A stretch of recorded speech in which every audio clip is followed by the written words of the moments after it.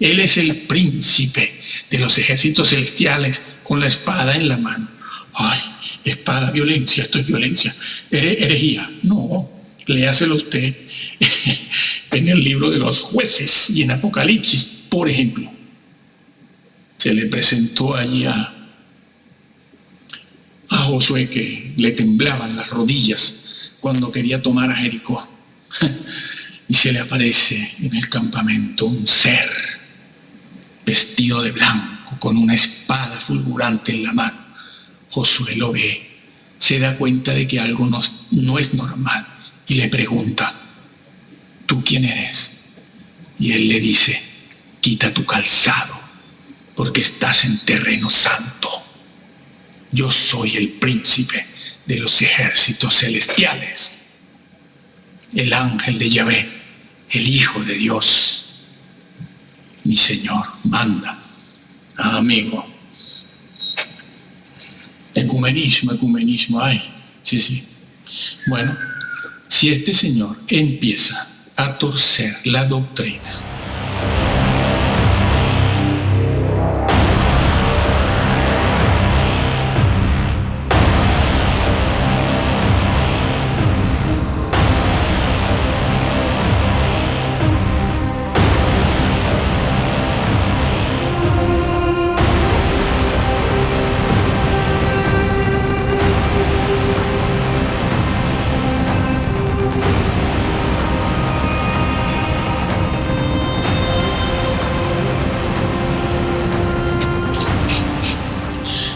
bien, hoy vamos a estar hablando de la predestinación y para ello vamos a estudiar un poquito la historia de Esaú y Jacob, ya que se menciona en el capítulo 9 de Romanos y allí se dice que Dios aborreció a Esaú y eligió a Jacob, escogió a Jacob, es decir, a Jacob lo predestinó para que heredase todas las promesas de Abraham, las promesas de la fe en Abraham, de formar una gran nación y que muchos serían salvos en esa misma clase de fe.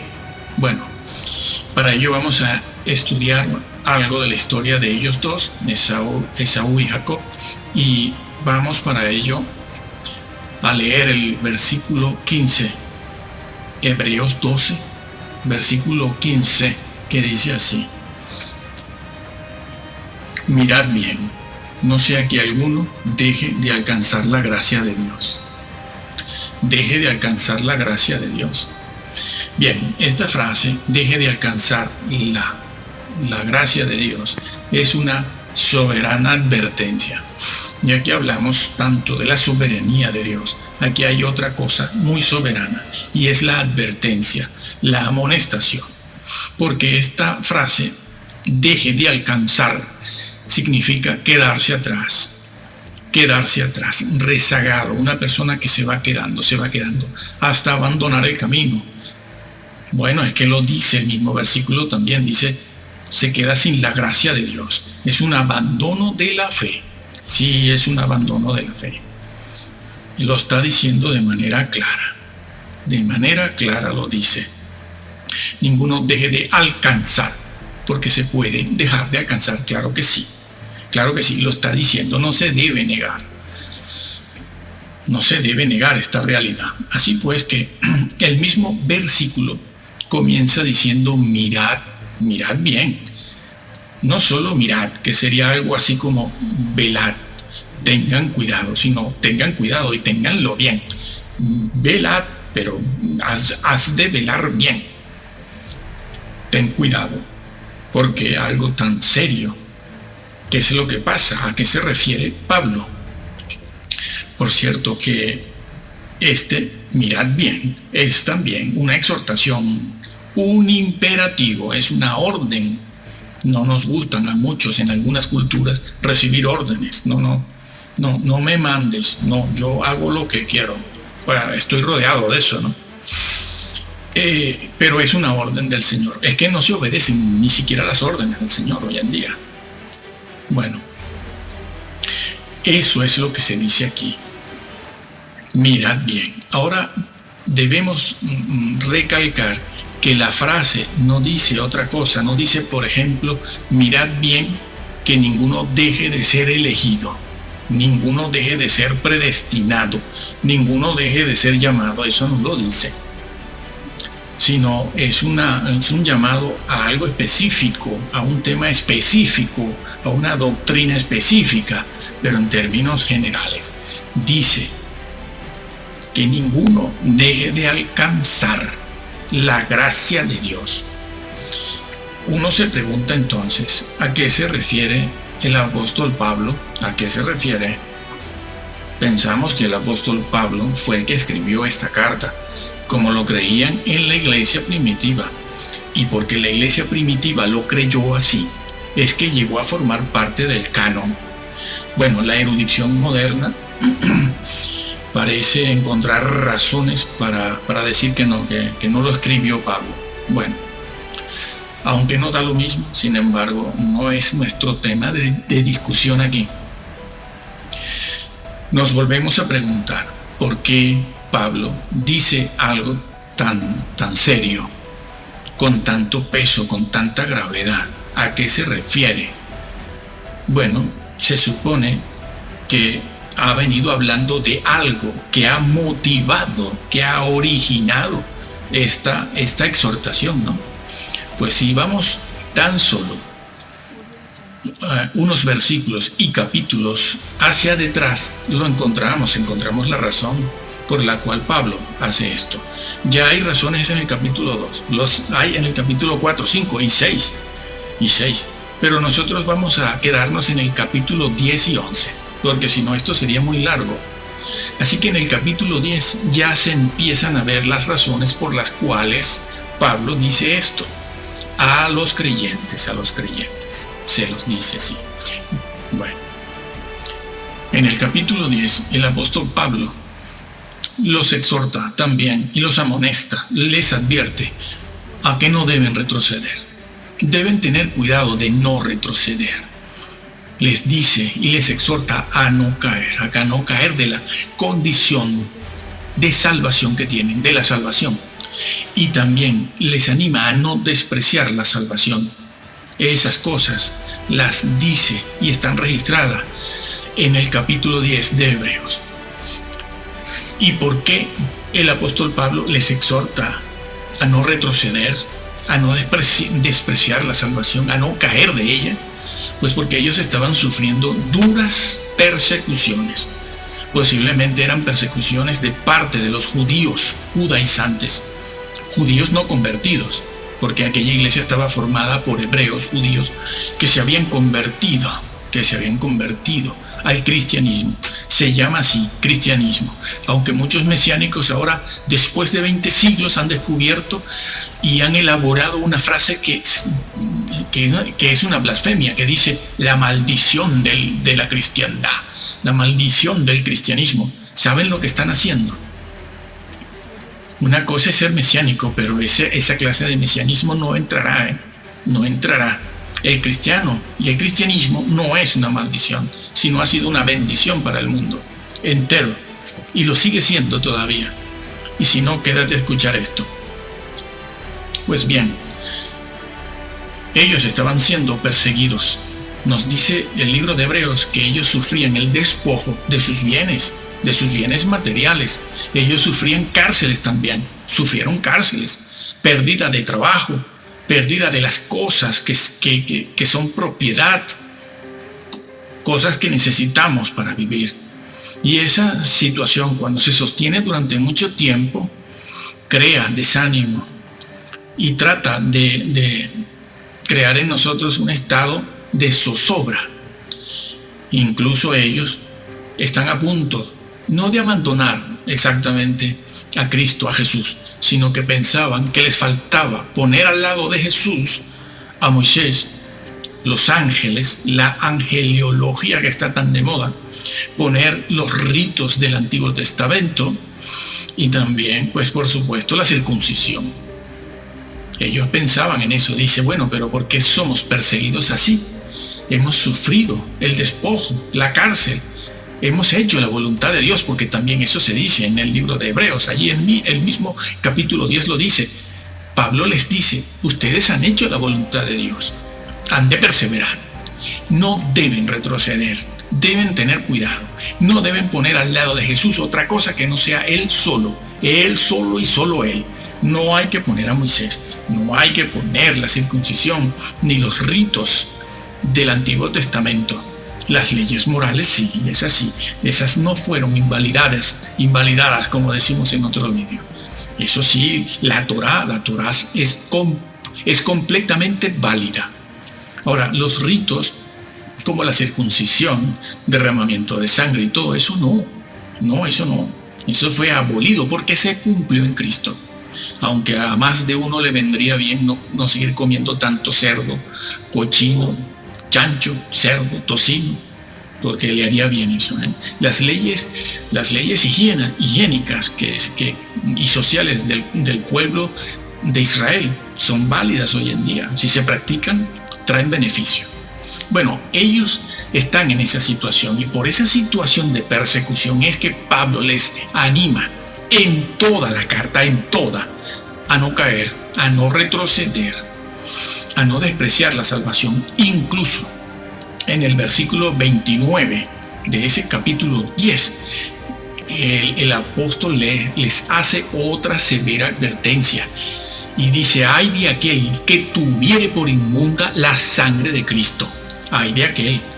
Esto no se le dice a los visitantes, ni a los que reciben un folleto o un tratadito. Ay de aquellos que tuvieran por inmunda la sangre de Cristo, en la cual fueron santificados. En la cual fueron santificados. Es que no leemos. Los visitantes no son santificados en la sangre de Jesús. El amigo de la esquina, el compadre, y las personas que pasan como un meteorito por el templo 1, 2, 3, 4, 5 veces, nada más, no han sido santificados en la sangre de Jesús. Tal y como Pablo emplea esta expresión en Hebreos aquí.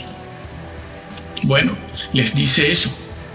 Les dice que no deben tener por inmunda, que despreciar a Cristo, cambiarlo, poner algo al lado de Él, como a Moisés, o las prácticas del Antiguo Testamento, es tener por inmunda la sangre de Jesús. Les dice también en el versículo 35 que no deben perder la confianza. Entiéndase el vocablo confianza como fidelidad. Además, lleva esa connotación. Una persona que confía y es fiel. No deben perder esa confianza que ellos tienen, porque dice el apóstol Pablo que esa confianza fiel en el Señor y en sus promesas tiene gran galardón, tiene un gran galardón. No, otra vez, galardón aquí no es un premio adicional a la salvación, no se está hablando de premios, se está hablando de la salvación. Esa confianza tiene gran galardón, no se refiere a que Pablo les hace referencia a una corona. Dice, bueno, si ustedes confían ya le pondrán la corona en la cabeza. No, lo dice además, tiene gran galardón en la promesa, lo dice el versículo, la promesa de vida eterna, lo dice. ¿Qué es la promesa de vida eterna? Pues la salvación misma. La salvación misma se está refiriendo a eso. No perdáis vuestra confianza, que tiene un gran galardón, que es la promesa bienaventurada, que es la vida eterna. En el versículo 23 de ese mismo capítulo, ya con anterioridad el apóstol Pablo les había animado a mantenerse firmes. Les exhorta a mantenerse firmes sin fluctuar, porque fluctuaban, claro, cuando eran perseguidos durante tanto tiempo de aquella forma, que perdían sus enseres y sus propiedades, pues fluctuaban. Decían, ¿qué está pasando aquí? ¿Será que no somos salvos realmente? ¿O será que tenemos que hacer algo más adicional aparte de tener a Jesús como Salvador? Eso está pasando mucho hoy, como veremos. Pues el apóstol Pablo los anima a mantenerse firmes, sin fluctuar. Y les dice, sin fluctuar, la profesión de nuestra esperanza. Eso está escrito Ese es el problema, que eso está escrito. Mantén firme la profesión de nuestra esperanza. Cuando se llega a los pies de Cristo, ¿qué se profesa? ¿Qué se dice? Homologeo, ¿qué se dice? Se dice lo mismo que dijo Dios. ¿Qué dijo Dios? ¿Para qué vino? Para darnos vida eterna. ¿Cuál es la promesa? Y la esperanza del cristiano, esa es la vida eterna, que no es otra cosa que la salvación. Aunque no somos predestinados a ser salvos, he ahí la confusión. Somos predestinados para ser hechos conforme a la imagen de Cristo, que no es lo mismo. No es lo mismo. Pues bien, mantengan firme, sin fluctuar, la profesión de la esperanza, nuestra esperanza, que es la vida eterna, la salvación y la vida eterna. Bueno, inmediatamente después, allí en el mismo capítulo 10, después de hacer todas estas exhortaciones, el apóstol Pablo pasa a decirles en el versículo 38, el justo por la fe vivirá. El justo por la fe vivirá, vivirá por la fe. ¿Cuál fe? La fe bíblica, no la simple creencia. El justo vivirá por fe. ¿Por qué se los dice si no son salvos? Y dice más, y si retrocediere, entonces se está refiriendo a un justo que es salvo.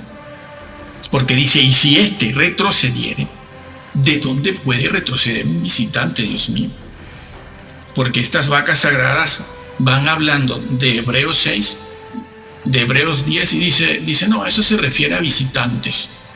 Pero no veas, llenan congregaciones con 5.000 personas, pero en un momento. Dicen que eso es avivamiento. Eso no es avivamiento. Avivamiento es otra cosa. La mayor parte de la gente que está ahí no entrará en el reino, lo dice la Biblia. Bueno, nosotros seguimos aquí. El justo por la fe vivirá, pero si retrocediere, ¿de dónde puede retroceder? Primero tiene que estar en un sitio para retroceder, ¿no? Se retrocede de la fe, claro. Si estás en la fe, puedes retroceder. La única manera de retroceder es estando en la fe. Si no, no tienes de dónde retroceder, ¿no? Eso es totalmente coherente con lo que ha dicho en el versículo 15 arriba. Mirad que ninguno deje de alcanzar la gracia de Dios. Aquí lo está diciendo de otra manera. Sí.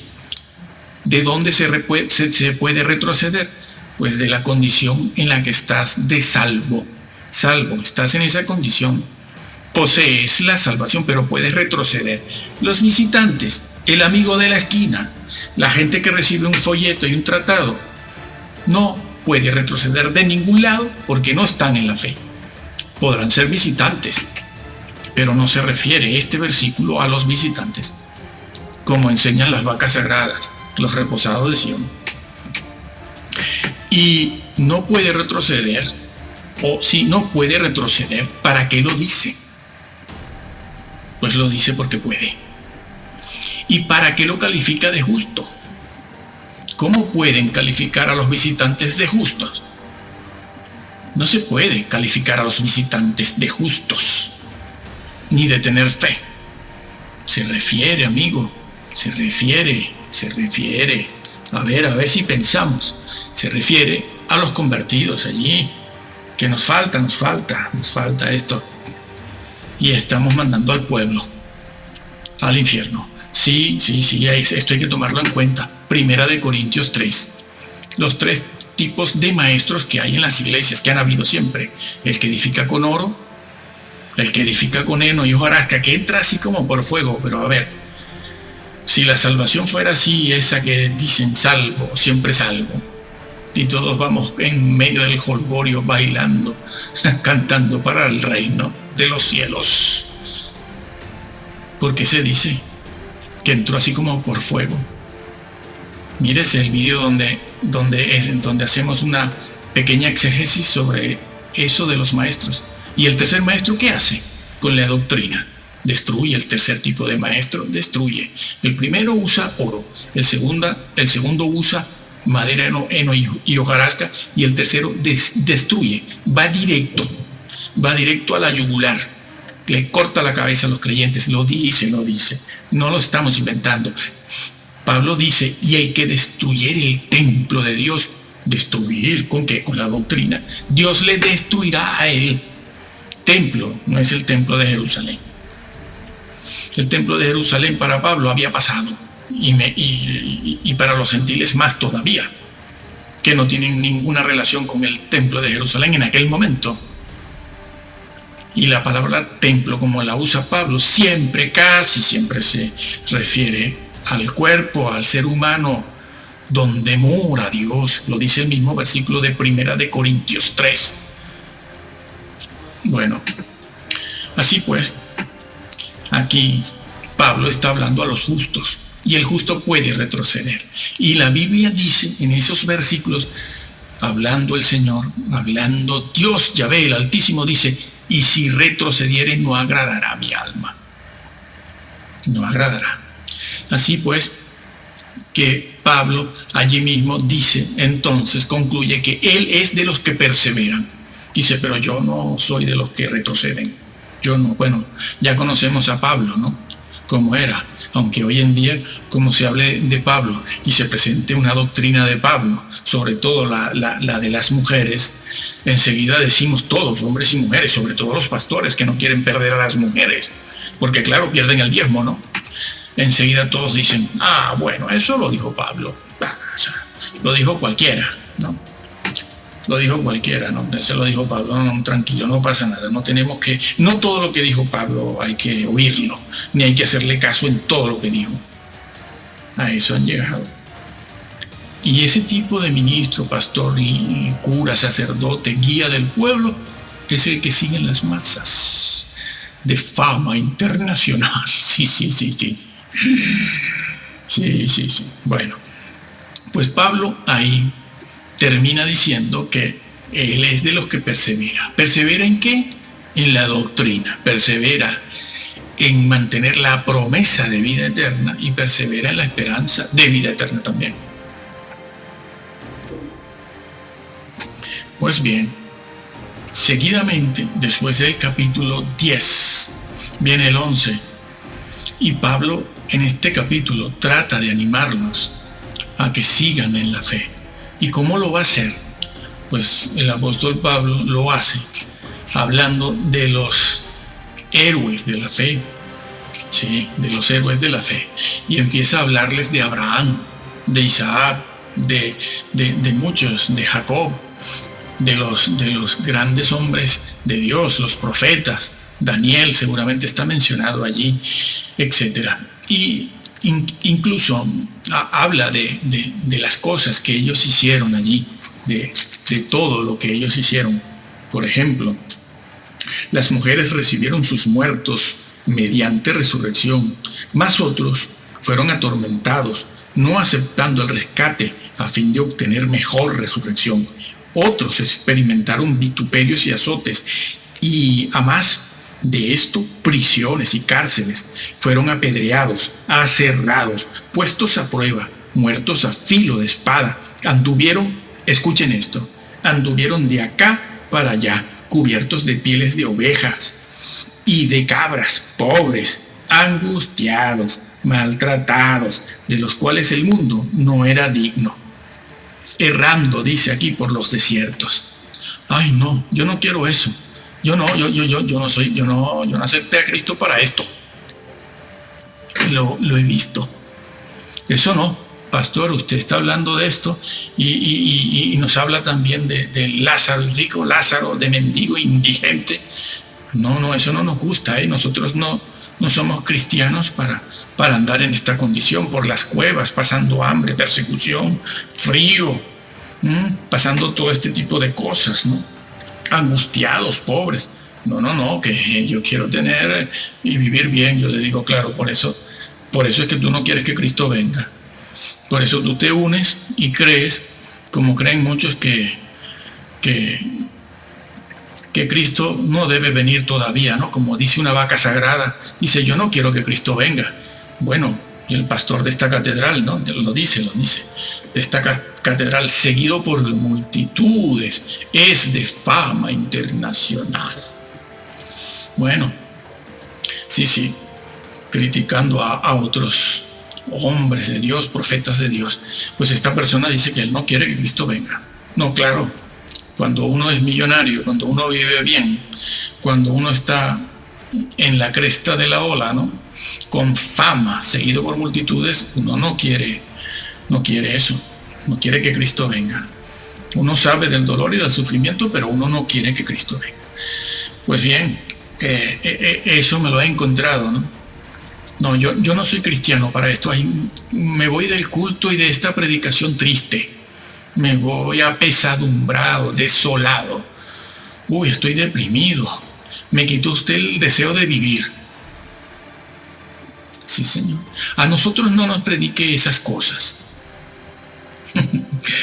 Pues Pablo les habló a ellos, a los creyentes hebreos y también a los gentiles convertidos de su época, del siglo I, les habló a ellos de todos estos héroes de la fe, repetimos, para que ellos vieran lo que se puede llegar a sufrir, a padecer por la causa de Cristo, por la causa de Cristo, por la fe, por la salvación, por la redención, por la expiación que el Señor hizo por nosotros. Y muchos creyentes piensan así, no quieren leer cosas como estas, porque en sus púlpitos, en sus iglesias, jamás les hablan del costo, el precio que pagó el Señor Jesús por la redención. Eso para empezar por ahí. Apenas hablan de la sangre un poquito, ya están horrorizados. Sí, muy sangriento. Los mismos guías, los mismos pastores, cuando salió la película esta de la Pasión, que fueron a verla, los pastores, los diáconos, los curas, los sacerdotes y los miembros salían horrorizados. Mucha sangre, decía un pastor, mucha sangre, esto no puede ser.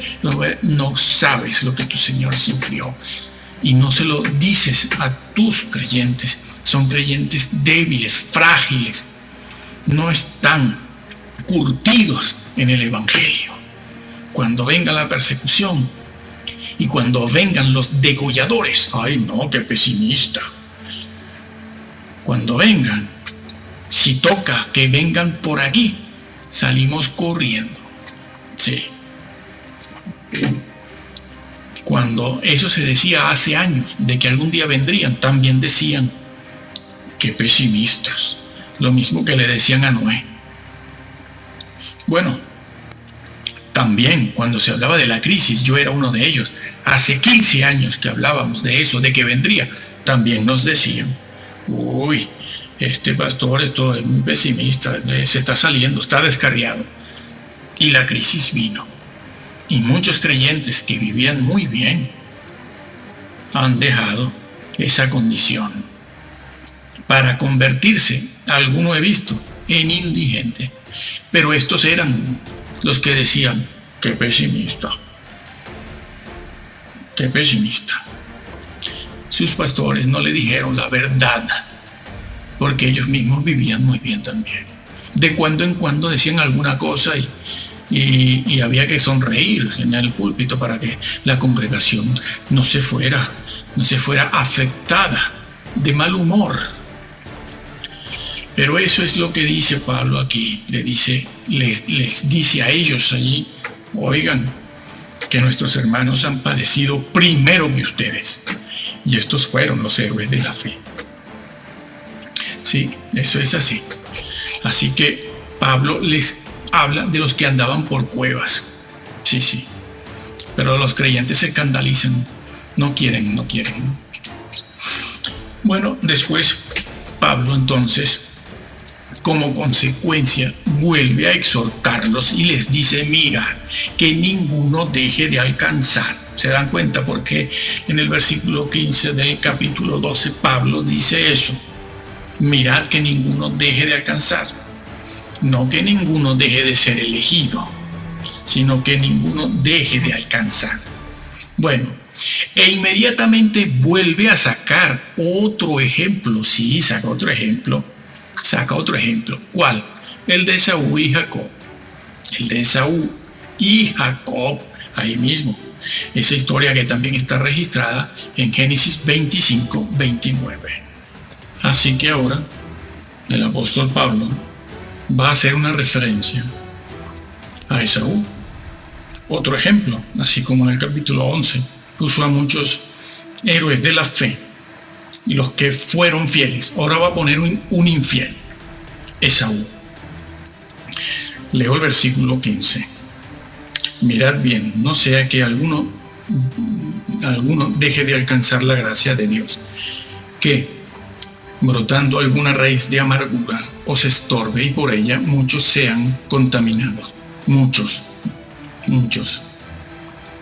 No sea que haya algún fornicario o profano como Esaú, que por una sola comida vendió su primogenitura. Esaú lo pone de ejemplo de lo que ellos no deben hacer. Esaú vendió su primogenitura por un plato de lentejas. Eso es lo que pasó. Y esa historia está registrada, como ya dijimos, en el Génesis. Por un plato de comida, de mesa en mesa y tira para la otra mesa. Sí. Cambió el cielo por lo temporal, la eternidad por el tiempo.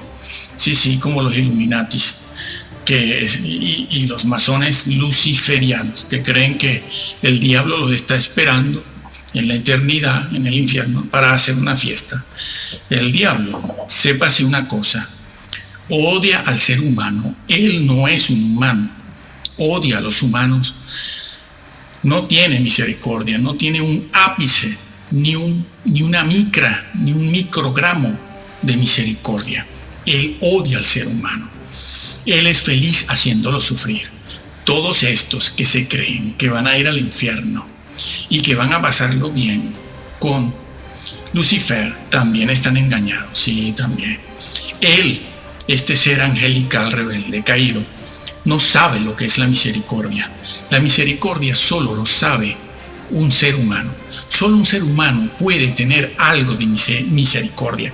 Aún los más grandes criminales que trocean a un ser humano, tienen misericordia por sus hijos. Lo sienten, sí, sienten misericordia y compasión por sus propios hijos, cuando resulta que han destrozado a otros. Pero el diablo no está en esa condición. Él no es humano. Él no tiene los atributos ni las virtudes que Dios puso en el ser humano aún caído. Sí, y él está esperando a todos estos que le sirven para gozarse él, infligiéndole dolor a estos masones e Illuminatis que se creen que van a ir a gozar a la otra vida. No hay bebidas en la otra vida. No hay drogas en la otra vida, sino aquel ser que los va a esperar. Y el castigo del Señor, el Señor los pondrá en un lugar donde van a padecer con lo que aquí disfrutaron. Los pedófilos de cuello blanco que van haciendo y pagando sumas de dinero importante para violar niños pequeños y bebés, ellos van a sufrir con eso mismo allá, porque a ellos les harán lo mismo. Sí, Señor. No sentirán gozo en eso. ¿Has tenido pesadillas?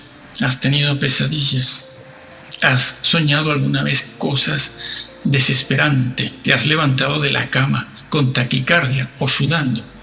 Pues eso apenas es una sombra de lo que se sufrirá allá. Las personas que no lleguen a ser salvas, las que rechazan a Cristo, al Señor, las que se complacen en la pedofilia, en la injusticia social, sí, allí. Si te parece que has tenido una pesadilla porque estás en un laberinto donde no consigues la salida, donde no consigues lo que buscas y es angustioso, piensa que eso es una cosa de, como dice la gente, eso es para un bebé de pecho, eso no es nada. Y es verdad, eso no es nada con respecto a lo que tendrás que padecer allá. Y eso es justo. Si hicimos mal aquí, allá lo habremos de pagar. Allá también. Sí, eso es justicia divina. Pues bueno, continúo. Esaú cambió el cielo por un plato de comida, la eternidad por lo temporal. Él era propietario, heredero por ley de la primogenitura, sí, él lo era. Estaba llamado y elegido a recibir las bendiciones de Abraham. Él, Esaú, era el que estaba llamado y era el elegido para recibir las promesas hechas a Abraham. Las promesas hechas a Abraham de la fe, de formar una gran nación, el pueblo de Israel, y de que en él y en esa fe serían benditas todas las naciones de la tierra y encontraríamos la salvación. Esa promesa era para Esaú, no para Jacob. Por ley, Esaú era el propietario, heredero de eso. Eso era un privilegio en el pueblo de Israel, porque Esaú era el primogénito. Eso era ley. También se lo dio más tarde en el Sinaí a Moisés, en las leyes. El primogénito tenía ventajas, tenía privilegios. Así que, si no fuese así, si Dios no hubiese contemplado la primogenitura de Esaú, entonces el escritor a los hebreos no lo pondría de ejemplo aquí. No lo pondría de ejemplo aquí en el libro de Hebreos. De ejemplo como quien deja de alcanzar la gracia de Dios. Ni el mismísimo Esaú, más tarde, cuando pasó la vida, cuando le pasaron los años, no hubiese tratado de recuperar esa bendición, porque Esaú trató de recuperar la primogenitura, la trató de recuperar, sí, con lágrimas, dice aquí, el mismo capítulo que estamos leyendo, con lágrimas, buscó el cambio, el arrepentimiento, recuperar aquello, lo buscó con lágrimas, un hombre llorando, no es cualquier cosa, se dio cuenta y supo que aquello era su primogenitura, pero que si no la tenía era por su propia irresponsabilidad, que aquella primogenitura le otorgaba a él el derecho de heredar todas las bendiciones de Abraham. Sí, él estaba predestinado por la ley divina, Esaú, pero Esaú la despreció. Por eso se dice eso en la Biblia, pero Esaú lo despreció. El predestinado era Esaú, pero Dios puede cambiar eso. Se puede borrar del libro, sí, del libro de la vida se te puede borrar. Si no, Jesús, el mismo Señor, no se lo hubiese dicho a la iglesia de Sardis y no lo hubiese dicho en otros sitios, ni estuviese registrado a sí mismo en el libro de Apocalipsis capítulo 20, 21, 22. Ni cuando todo el mundo está, según el libro de Apocalipsis, delante del trono. Cuando se abren los libros, el de la vida, el otro y el otro, hay varios. Esaú despreció la primogenitura. Sí, como Caín, es lo mismo. Hablaremos de Caín y de Salomón y sus hijos. Bueno, vamos a hablar de este otro joven, ¿no? Esaú era un joven, pero de mucha edad. Pero es que en aquel tiempo la gente vivía mucho, ¿no? Bueno, ese es otro tema. Como Caín, que él fue el que inauguró un síndrome, el síndrome Caín, el síndrome camino de Caín, es decir, hacer las cosas según la opinión del diácono, no, según la opinión del pastor, no, según las opiniones, no, según la opinión de Caín, el camino de Caín, según la opinión de Caín. Esa frase se usa en la Biblia por eso, porque Caín hacía las cosas un poquito como Dios quiere, pero otro poquito como a mí me gusta. Ese es el problema, por eso se califica a Caín de eso, siguiendo el camino de Caín. ¿Y cuál es el camino? La forma en que él hacía las cosas, a su manera. No vamos a hablar tanto de las ofrendas aquí ahora, pero claro, el problema es que él ofrecía los frutos de la tierra, que nada decían de la sangre expiatoria necesaria para la salvación. La sangre expiatoria de Cristo, que estaba simbolizada en el Cordero. Sí, aquella sangre del Cordero hablaba de la expiación del pecado. Pero Caín dice, ¿y por qué tengo yo que estar haciendo como mi hermano? ¿Por qué? Ya lo sé, ya me lo han enseñado, ya me lo han dicho. pero yo puedo llevar los frutos de la tierra, que es lo que yo hago. Eso es lo que yo hago. ¿Y por qué tengo ahora que estarme copiando y haciendo esto así? No, hombre, yo voy con los frutos de la tierra. ¿Y qué pasó? Tu forma, amigo, tu forma, tus maneras. El día vendrá en que todos seremos juzgados por la manera en que hacemos las cosas, fuera de los principios bíblicos, porque en la Biblia hay principios y doctrinas. Dos cosas, principios y doctrinas para hacer casi todo, casi todo. Pero no, vamos por opiniones, pareceres y gustos. Daremos cuenta de ello. Pues bien, siguiendo el camino de Caín. ¿Qué pasó con Caín? ¿Cuál era el problema de Caín? Igual que Esaú. Un día, Dios lo encuentra en el camino a Caín y le dice, porque tu rostro está enojado, en realidad irritado. ¿Por qué? Porque estás también algo así como triste, enojado, irritado. ¿A qué se debe eso? Y Dios es directo, le dice, mira, eso que has concebido es pecado. Eso es pecado, eso que tienes en tu mente, el asesinato de tu hermano. El pecado ya entró en tu corazón, en tu mente. El mismo proceso que sufrió Judas, ¿no? Por eso el Evangelio de Juan, cuando están en el aposento alto, y en el Evangelio de Juan se nos narra la última cena, la Santa Cena, se nos dice que en el momento en que Jesús le entrega un pedazo de pan, dice la Biblia, entró Satanás en él. Entró, sí, es un proceso poco a poco. Viene una idea y la idea vuelve a venir y vuelve a venir la idea y vuelve a venir. Y así te puedes echar 10 años. Todo depende, ¿no? Dejando minar la vida. Por cierto que esa palabra está registrada, por ejemplo, en el Evangelio de Lucas 12. Hablando de eso, léase, estúdiese. Lo decimos y lo explicamos en un vídeo. Dejar minar la vida. Porque la palabra, el vocablo minar, es una referencia a dejar minar la vida moral y espiritualmente. Si la dejas minar poco a poco a lo largo de 12, 15, 20, 30 años, al final no entras. No entras. Está dicho y advertido. Así pasó con Judas, pero dejamos ese caso para seguir con el de Caín.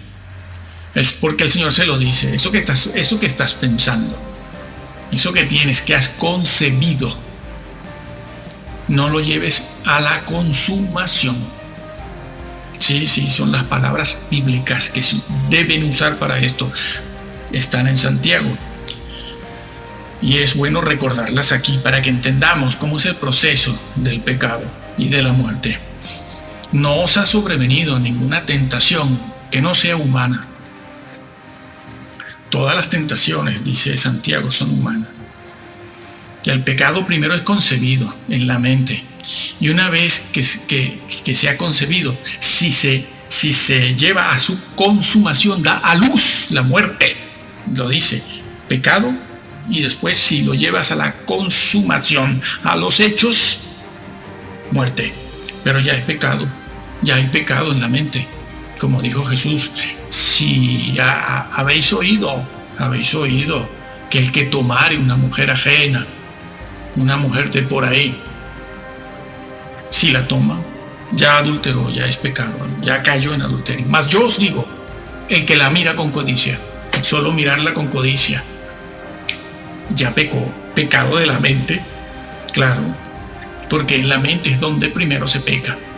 Bueno, me dirán algunos, ¿y cómo no vamos a pecar, pastor, cuando todas las creyentes vienen con los pantalones completamente ceñidos al cuerpo? ¿Cómo hacemos? ¿No? Y entonces una vaca sagrada, reposado de Sión, se inventó lo de los pantalones femeninos. Listo, vivo, ¿no? Sí, la Biblia habla mucho de los pantalones femeninos. Claro, para los pantalones femeninos son los que van bien ajustaditos, ¿no? Y los hermanos van pecando. Y unos cuantos van consumando el hecho, por lo cual van muriendo. Y después están los pantalones masculinos, los que no son ceñidos al cuerpo.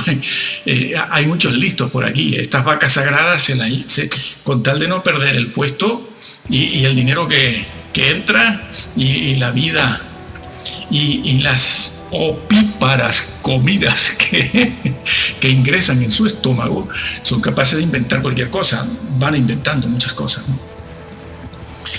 Entonces Dios le dice a Caín: mira, el pecado está ahí, ya lo tienes en tu mente, está a la puerta, es una fiera, ese pecado te codicia, ya te tiene, pero aún estás a tiempo, tú lo puedes dominar a él, no lo lleves a la consumación para que tu pecado no sea mayor. No lo lleves a la consumación. No lo hagas. Tu poder está sobre él, ¿eh? Se lo dice, le dice, tú puedes, tú tienes poder para dominarlo. Ah, no, yo no he sido predestinado. A mí me predestinaron a matarlo. No existe el libre albedrío, no. Y cuando tú vienes y nos hablas a la voluntad y en tu gracia nos advierte y nos haces ver, no sirve tampoco, no sirve, no. Yo estoy totalmente depravado, totalmente. Y como no he sido predestinado, pues terminaré matándolo, ¿eh? A ver si me predestinas. ¿Qué enseñan los calvinistas, Dios mío? ¿Qué enseñan? ¿Qué están enseñando a los hermanos?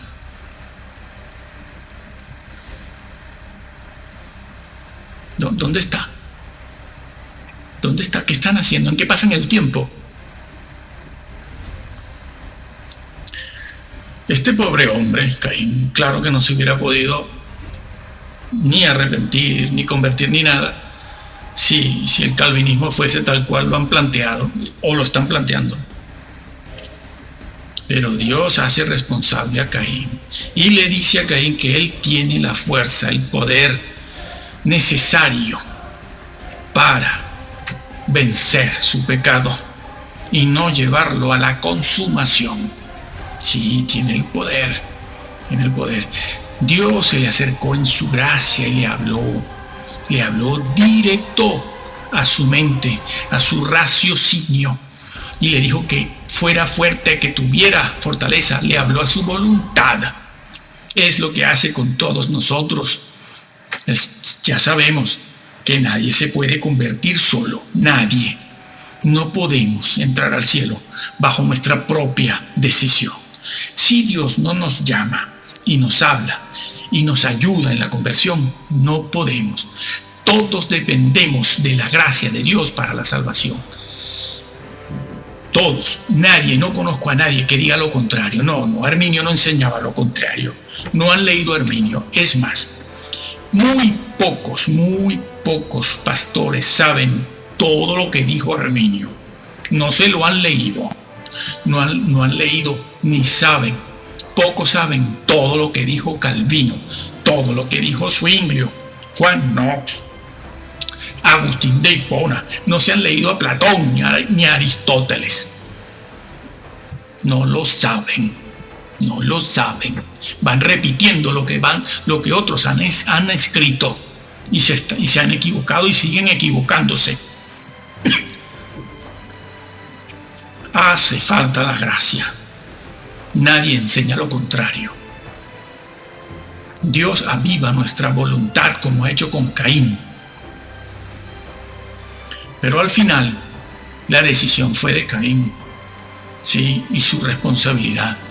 Y cuando Dios lo juzgue a él, a Salomón, a Judas y a cuanto creyente tibio hay en la iglesia hoy, nadie podrá decirle al Señor: tú no me predestinaste.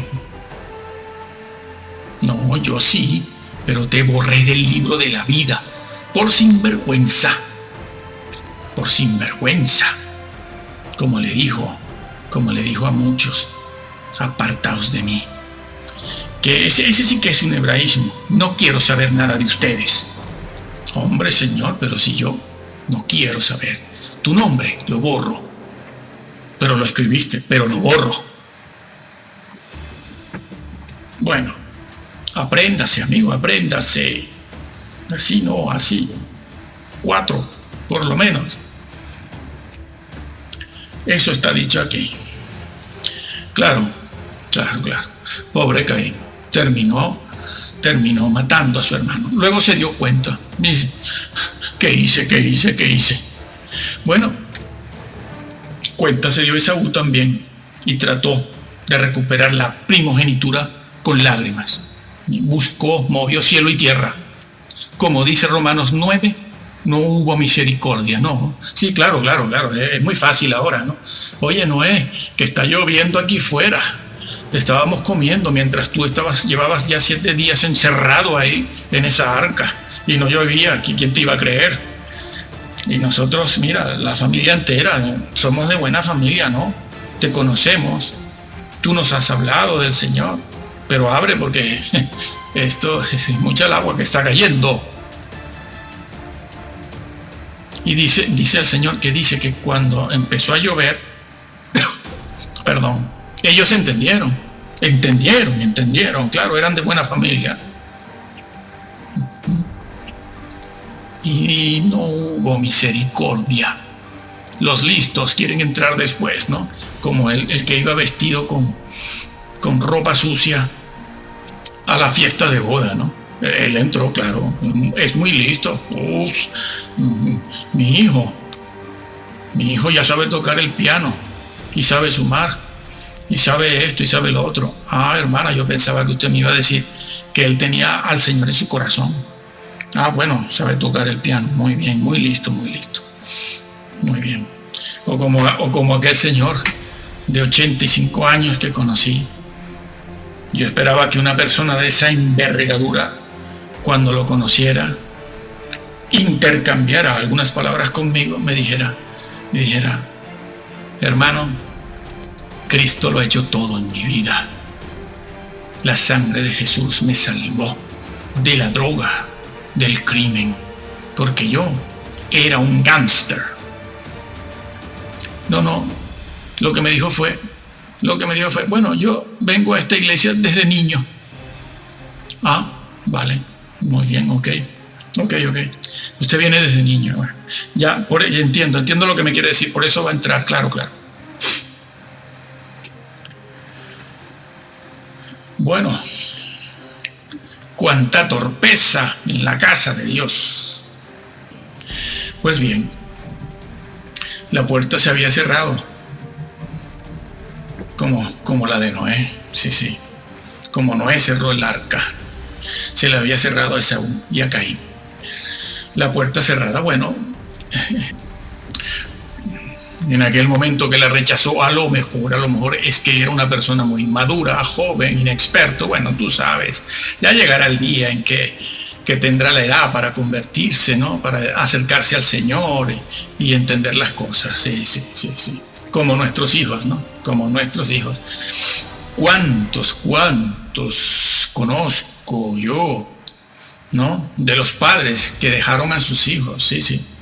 Diciendo, bueno, él decidirá cuando sea mayor si sigue al Señor o no. Y allí los dejaron, ¿no? Y muchos de ellos eran grandes promesas. Sí, no, mi hijo, eso va a llegar a la luna. No, eso es un matemático astrofísico. Sí, están esperando por él en la NASA. Y luego, con los años, hemos visto que muchos de ellos solo quedan para llevar un vehículo, profesión que es muy honorable como cualquier otra, solo quedan para estar atendiendo en una tienda, o sobre todo hoy en día, como está de moda, pues para estar detrás de un ordenador, de una computadora, un PC, tecleando, esto, lo otro, para allá y para acá. Sí, las grandes promesas, pero abandonaron a sus hijos. No, incluso conocemos muchachos que se ausentaban a veces del templo porque eran tan inteligentes, tan sabios, que los otros jóvenes del templo que se congregaban allí, pues eran inmaduros, torpes, de todo hemos visto. ¿Y al final qué?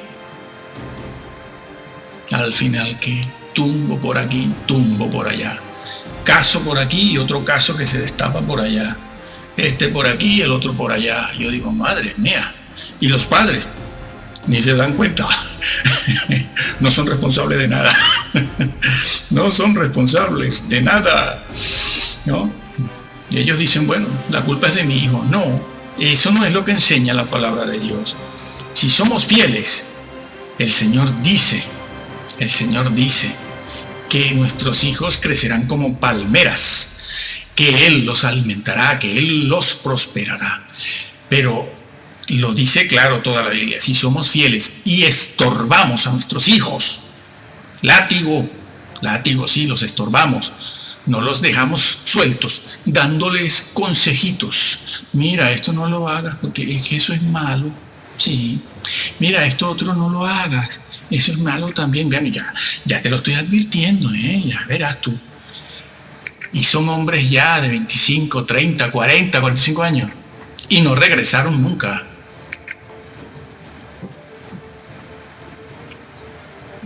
Bueno, así pues, así pasó con Caín, con Esaú y la generación de Noé. Se cerró el arca. Cuando entendieron, querían entrar, o como los otros, ¿no? Que le presentaron una hoja de servicio al Señor. Señor, en tu nombre hemos hecho esto, vaya hoja de servicio tenemos, ¿no? No te alegras. Estas cosas no se pueden hacer si la gracia tuya no está con nosotros. Has paseado por nuestras calles, hemos comido en tu mesa. De eso nada. El que no hace la voluntad del Padre, apartaos de mí, hacedores de antiley. Hacedores de antiley, sí, eso es lo que está escrito en el griego. Búsquese antiley. O violadores de la Torá, si se quiere hacer una paráfrasis. A que no lo averiguan. Averígualo. Presionó Dios y predestinó Dios a Esaú para que perdiera la primogenitura que era de él. Dirán que Dios obró así para que Esaú vendiera su derecho a la bendición. Entonces, ¿qué culpa tiene? Esaú, con su clase de vida que llevaba, se endureció, se envileció. Sí, lo dice la Biblia. Lo dice aquí en Hebreos. ¿Cómo lo sabe? Leamos. ¿Qué dice? Dice que era un fornicario y un profano. Claro, la vida de Esaú llegó a ser impía. Por eso es que Dios lo aborreció. ¿Lo entendemos ahora? No es que no lo haya predestinado, es que Dios lo aborreció y lo dijo. Yo aborrezco a Esaú. Dios, que no vive en el tiempo, para él no hay pasado, presente y futuro. Él vive en la eternidad. Todas las cosas están en un eterno presente delante de él. Y en ese eterno presente él lo dijo. Le dijo, yo aborrezco a Esaú, pero porque él ya sabía que se convertiría en una persona fornicaria. Entiéndase bien, fornicario espiritual. En ninguna parte del libro de Hebreos se habla de adulterio. ¿Cómo les encanta decir que los que cayeron allí en los que han caído de la gracia, allí en Hebreos 6, es que fornicaron? Unos hablan de, algunas vacas sagradas dicen que eran visitantes y otros dicen que había fornicación, y no se puede restituir eso, ¿no? Lo cual es, según como se vea, cierto, Cuidado con los que caen en adulterio, que no se levantan más nunca, Cuidado, que tengo casos. Bueno, era un fornicario espiritual, profanaba las cosas sagradas, entre ellas su propia primogenitura. No es que el Señor lo haya predestinado a que fuese así para que vendiera obligado la primogenitura. No. Él, de su propia iniciativa, lo hizo. Pensaría que es muy joven, soy muy joven, inexperto, no pasa nada. Déjalo, no pasa nada, ¿no? Como el que tenía un talento, ¿no? Todas estas cosas que digo aquí están en otros vídeos más explicadas que aquí. Aquí estamos pasando un poco por encima de estos pasajes. Y vuelvo a este que acabo de mencionar, como el que tenía un talento, ¿no? O Salomón mismo tenía un talento, y cuando el Señor va a pedirle cuenta a este siervo, era un siervo. Los tres, porque son tres siervos. Le dio 5 o 3 talentos a uno, le dio 3 talentos a otro, y a este le dio 1. Dios no da talentos para que seamos responsables sin su gracia y sin su llamado. Y estaba hablando de creyentes. Bueno, le dio un talento. Y tienes el otro siervo infiel, el de Lucas 12, el siervo infiel. Aquel que dice, el Señor tarda en venir. Bueno, voy a hacer las cosas de otra manera. Allí se hizo una figura, ¿no? Que bebía, comía y golpeaba a sus siervos, ¿no? A los que estaban por debajo de él. Pero esa es una figura para hablar del descuido espiritual que tuvo, ¿no? Porque además lo dice, no daba la palabra, el alimento, lo dice ahí el versículo, léase. Este siervo no daba el alimento diario al pueblo, el alimento que es la palabra de Dios. Otros creen que el alimento diario es tenerlos entretenidos en el culto, bailando, danzando y cantando. No, eso no es, no aparece eso por ningún lado. Pero bueno, a la gente le gusta eso, ¿no? A la gente no entrarán, ¿eh? Ya se los estamos diciendo, no entrarán. Salvación, y por alcanzarla hasta el final, heredarla, porque es una herencia. Así pues el Señor se acercó a esta persona que tenía un solo talento y le dice, a ver tú, el talento. Bueno, Señor, yo como que sabía que tú eras severo, sí. Los creyentes cuando se les muestra la palabra de Dios tal cual es, como hacemos aquí, dicen, uy, qué severo. Si eso es así, con eso no va conmigo. Te das cuenta, ¿no? Tú con Dios no quieres nada. Lo tuyo es vida muelle, normalita. Una vida normal. Trabajar, comer, hacer la digestión, dormir y todo lo demás. Entonces yo sabía que tú quieres recoger donde no siembras y siempre quieres estar pidiendo lo que no das.